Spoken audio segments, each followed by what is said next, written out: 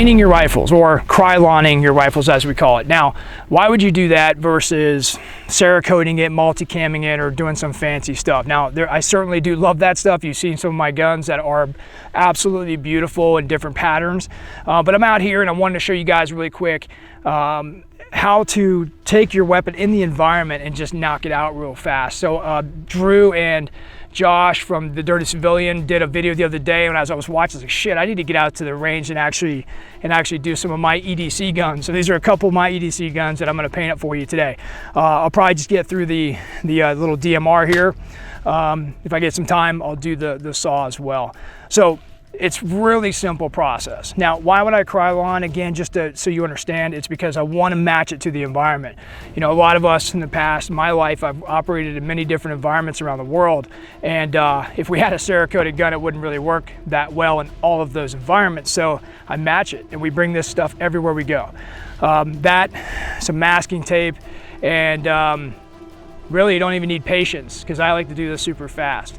So with that, the first thing you need to do is identify the rules in painting your gun. Now, there's not many, which is great about this. Masking tape. You want to mask off any optics or laser. So you can see I've masked the laser systems here on the flood, on the cap for the Villian right here for the civilian APL. The pointers, the EOTech is both capped on the front and the back, and you can see it's not perfect. If you want to take a knife and X-Acto it out, feel free to do that. I'm kind of dirty with this process.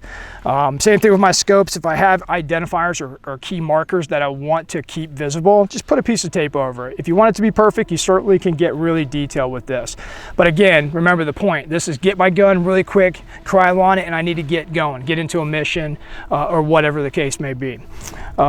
So again, lasers, optics, that's really the only rule. Muzzles, some people say make sure you plug the muzzle. I'm not really worried about that, because the other rule is like don't put a heavy coat of Krylon on the gun. Just this is going to be a light dusting just to change the color of the outside of the gun. I don't want to get too thick, and especially around the ejection port area or the trigger area or any around my controls or any of that stuff. Muzzles, if you get some mist in there, it's not going to hurt it, right? Because you got 50 to 70,000 pounds of pressure per square inch in a rifle or in a chamber. It's going to blow all that stuff out. But again, feel free to cap it if you want to. So the second step, after I've masked the parts that are critical here, I'm going to set up base coat. Now, there's a very simple science to this, really. If you look at the ground, if you look out here in this beautiful high desert environment, you have a tan environment on the ground at the lower levels. Well, I'm going to use tan, right?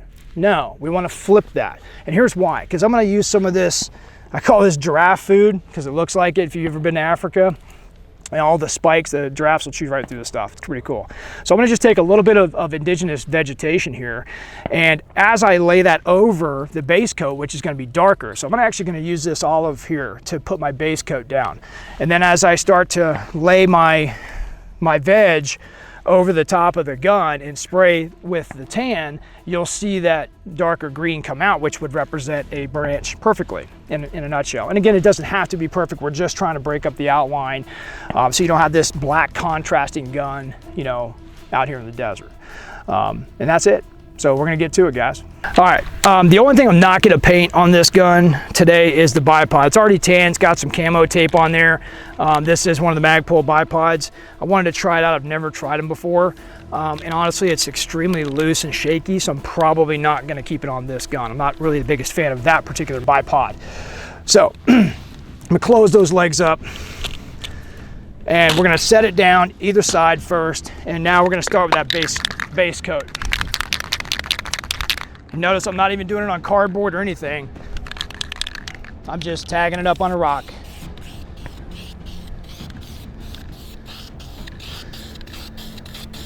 How could you paint a $3,000 optic? Because it's America.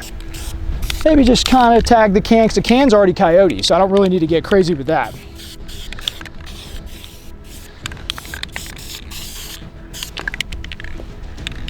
And don't worry about your fingers, because these things are going to get messed up. They're going to get scratched.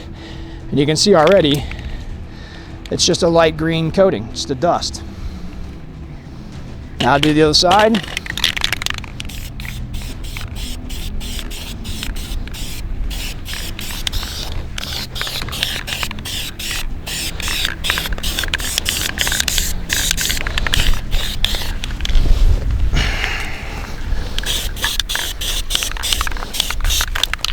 A little dirt on there, just wipe it off. Who cares if it's scratched? It's gonna get gnarly.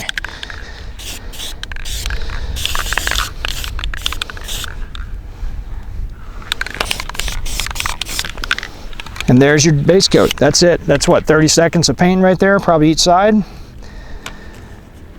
And now she's green. Okay, now this is where the creative process starts.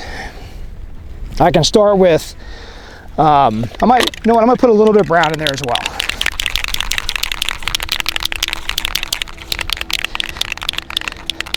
Now I can take straight edges if I want to represent kind of like sticks or something, or rock. Just kind of, you can see, if you get kind of tight up here, you can see those lines. Just to give me that breakup.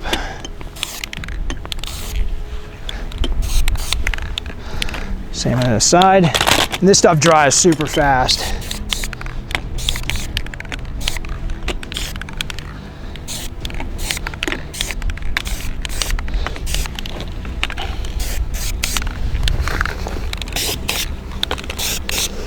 And some people say, well, what are you doing now? What's the rhyme or reason? I don't have one, honestly, at this point. It's just playing with it. And you'll see it start to come together as you finish the rifle. So we're gonna do the top here.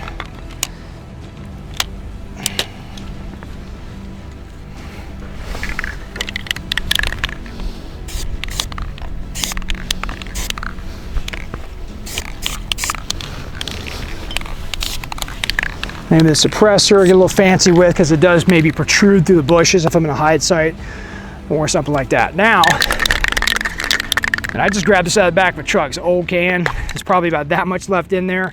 So we're just gonna make it work today. Still works, that's good.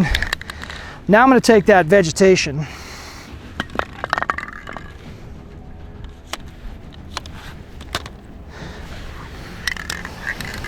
and I'll just lay it along the gun. And you want to kind of flatten out those leaves so you can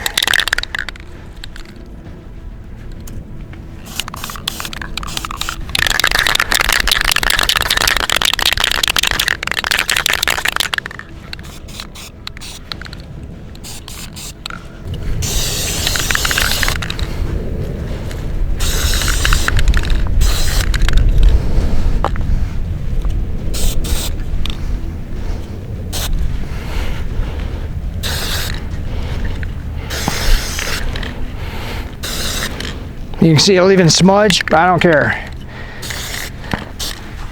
Okay, maybe I'll switch to my draft food. See if that does any different textures.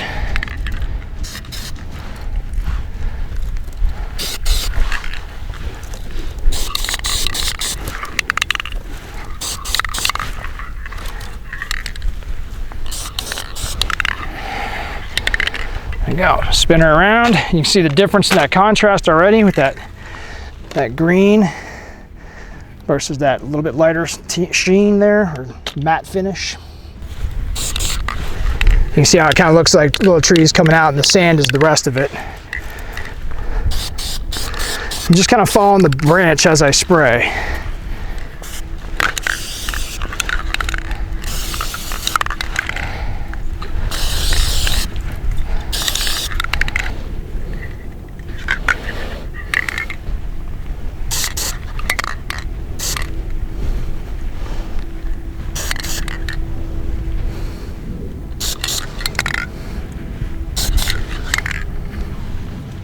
All right, so now that the rifle's painted, let's go ahead and get kitted up. So today I'm choosing Multicam Arid. I think Arid's probably one of the better colors right now in this particular environment because it is wintertime here in Arizona. We're in December, almost January right now.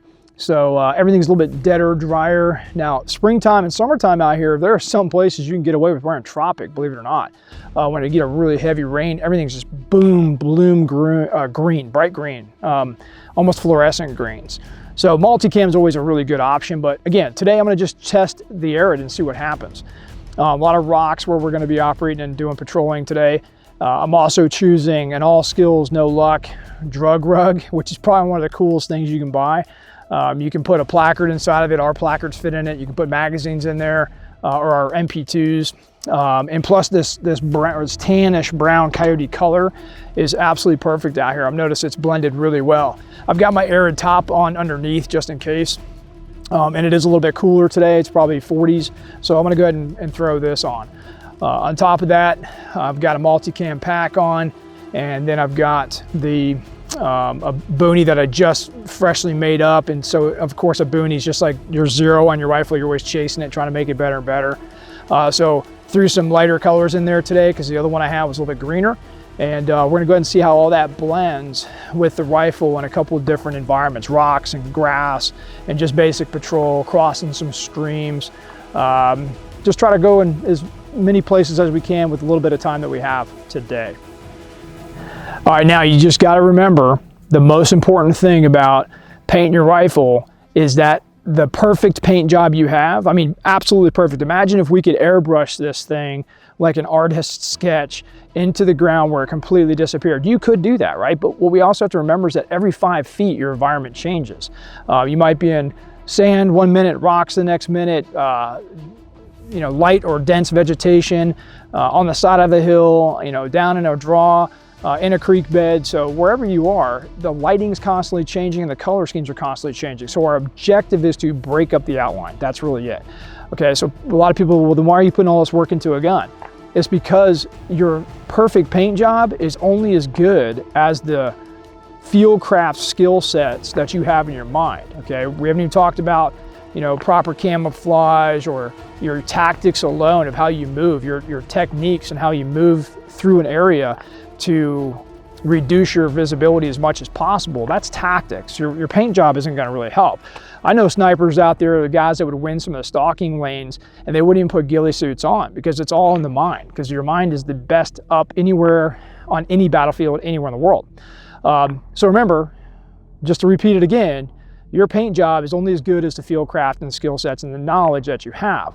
So stay tuned for more videos on that stuff.